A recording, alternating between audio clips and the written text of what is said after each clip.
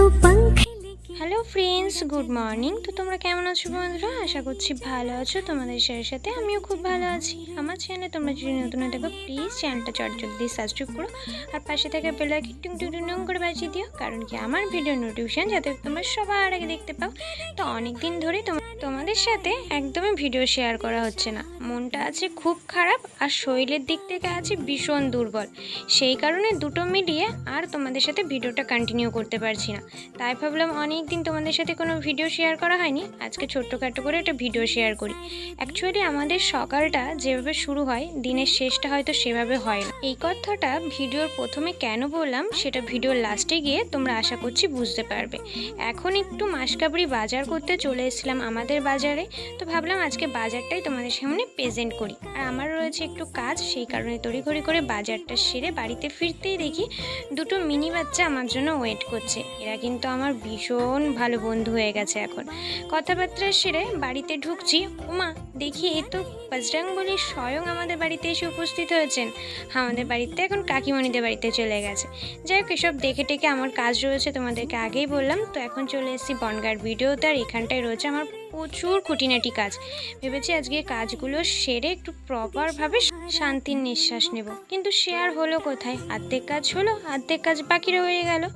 তারপরে চলো তোমাদের সাথে আজকে একটা খুব সুন্দর জায়গা শেয়ার করব, যেটা আমার ভীষণ একটা প্রিয় জায়গা, বলতে পারো ফেভারিট প্লেস। আর আমার মতো কারা কারা প্রকৃতিপ্রেমী আছো অবশ্যই কিন্তু কমেন্টে জানাতে একদম ভুলো না। আরে দাঁড়াও একটু ওয়েট করো, তারপরে তোমাদের সেই স্পেশাল জায়গাটা দেখাচ্ছি।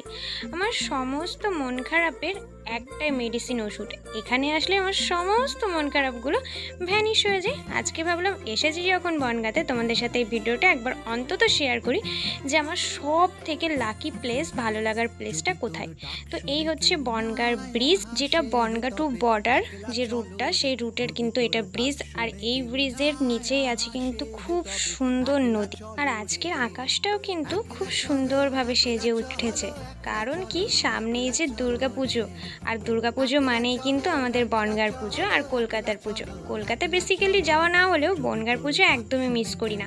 কারা কারা আমার মতো বনগাঁর পুজো দেখো অবশ্যই একটা কমেন্ট করে যেও।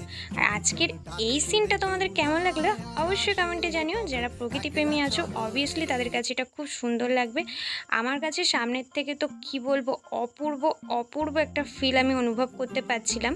আজকে তারা ছিল, সেই কারণে দাঁড়িয়ে খুব ভালোভাবে ফুটেজ ক্লিপগুলো তোমাদের জন্য অ্যারেঞ্জ করতে পারিনি। যেদিনকে আমার একটু হাতে টাইম থাকবে অবশ্যই আরও সুন্দরভাবে আমি এই ব্রিজটাকে প্রেজেন্ট করব। আমি তোমাদের কথা দিচ্ছি। আমি আর মা গেছিলাম বনগাঁতে, হঠাৎ করে আমাদের কাছে ফোন আসে এক্ষুনি বাড়িতে আসতে হবে, বাড়িতে একটা দুর্ঘটনা ঘটে গেছে। তো সেটা কি দুর্ঘটনা, চলো আগে বাড়িতে যাই, তারপরে তোমাদের সাথে শেয়ার করছি। বাড়িতে এসেই শুনি দাদু মারা গেছে, আর এখানে দিদির তো অবস্থা পুরোটাই খারাপ, বুঝতে পারছো। আর আমার দাদুর বয়স কিন্তু তেমন একটা বেশি হয়নি, খুব অল্প বয়সে দাদু আমাদের ছেড়ে চলে গেছেন। তো এই সমস্ত কারণে প্রচণ্ড পরিমাণে ডিস্টার্ব ছিলাম, যে কারণে আর ভিডিওগুলো কন্টিনিউ করা হচ্ছিল না। এই কারণেই কিন্তু আমি ভিডিওর ফার্স্টেই বলেছি, দিনটা হয়তো যত সুন্দরভাবে আমাদের শুরু হয়, দিনের শেষটা তত সুন্দরভাবে কিন্তু শেষ নাও হতে পারে। আর হ্যাঁ, আর একটা কথাও ঠিক, আমাদের জীবনটা গতিশীলভাবেই বয়ে যাবে।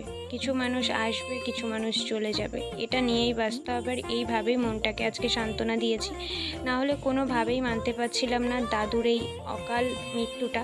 যাই হোক, পাশে ভাই বসে আছে, আর আমার ভাইটাও কত ছোট, এটাই হচ্ছে সব থেকে খারাপ একটা বিষয়, যে এত ছোট বয়সে দাদুকে হারিয়েছে আমার ভাইটা। তো কিছু বলার নেই। আর ভাই হচ্ছে ছেলে, আমার এই দাদুর ছেলে, সেটাও তোমাদের কাছে একটু ক্লিয়ার করে দিলাম, নাহলে হয়তো তোমাদের বুঝতে একটু অসুবিধা হতে পারে। তো যাই হোক, কী বলবো, আর কোনো কিছু বলার ভাষা নেই। আমার দাদুর জন্য অবশ্যই তোমরা কামনা করো ভগবানের কাছে, দাদু যেখানেই থাকুক ভালো থাকুক, সুস্থ থাকুক, আর আমাদের এই পৃথিবীর বুকে যেন খুব তাড়াতাড়ি আমাদের মাঝে ফিরে আসতে পারে।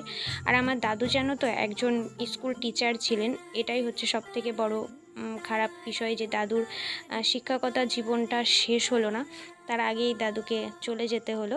আর একটা কথাও আমি মেনে চলি, খুব ভালো মানুষ হয়তো পৃথিবীর বুকে বেশি দিন থাকে না, কারণ এটা প্রত্যেকটা সময় প্রত্যেকটা মুহূর্তে আমি বুঝতে পেরেছি যে ভালো মানুষরা হয়তো একটু বেশি তাড়াতাড়ি পৃথিবী ছেড়ে চলে যায়, যত তাড়াতাড়ি না খারাপ মানুষরা চলে যায়। খারাপ মানুষ যুগ যুগ ধরে বেঁচে থাকলেও ভালো মানুষরা কিন্তু তার আগেই পৃথিবী ছেড়ে চলে যায়। জানি না এটা কেন হয়, বাট আমার সাথে হয়। তারপরে অনেক কষ্ট হচ্ছিল, আর ওখানে বসে থাকার মতো পরিস্থিতি একদমই ছিল না। তারপরে মাকে বললাম চলো বাড়িতে যাই। আর এখানে দেখতেই পাচ্ছ দাদুকে দেখার জন্য কত লোক এখানে এসেছে, কারণ কি দাদুকে ভালোবাসতো না এমন কোনো লোক নেই। আর আমার দাদু কিন্তু একজন মেম্বার ছিলেন, দেন সে কারণেও দাদুকে প্রচুর মানুষ ভালোবাসতো, প্রচুর মানুষ চিনতো। সেই জন্য দূর দূরান্ত থেকে যারা যেভাবে খবর পেয়েছে সবাই কিন্তু ছুটে এসছে একটাবার দাদুকে শেষবারের মতো দেখতে।